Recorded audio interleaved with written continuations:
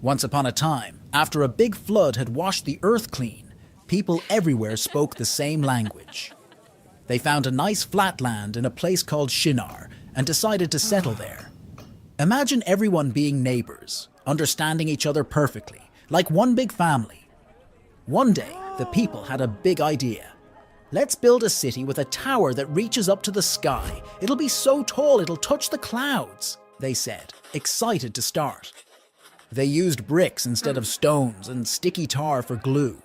Everyone worked together, passing bricks and mixing tar, laughing and dreaming about their sky-high tower. But then, something unexpected happened. God looked down from heaven and saw the city and the tall tower. Look at them, all speaking the same language, working together on this big project. If they can do this, they'll think they can do anything. They're forgetting that some things are meant for God alone. So, God decided to mix things up a bit. Suddenly, when one person asked for a brick, another handed them a shovel. When someone needed more tar, they got a bucket of water instead. It was like everyone had started speaking in riddles. Confused and frustrated, they couldn't work together anymore. The tower that was supposed to reach the sky was left unfinished. Because they couldn't understand each other, people started to drift apart, forming smaller groups with those they could communicate with. These groups traveled far and wide, finding new places to live. The big family was scattered across the earth, each group speaking its own new language. They traveled far, to places where no one had lived before. Each group found new lands with mountains, rivers, and forests.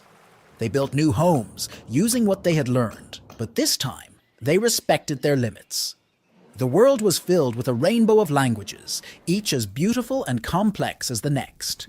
In these new lands, people's lives took on new colors and shapes.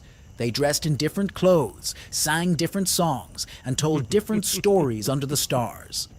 Children grew up learning how to say hello and I love you in their own special language. They learned from the land and the animals, and they celebrated the seasons in their own ways. In the end, the story of the Tower of Babel shows us that it's important to remember we're not all powerful and that God has plans we might not understand. God made us all different, with many languages and ways of living, making the world a more interesting place.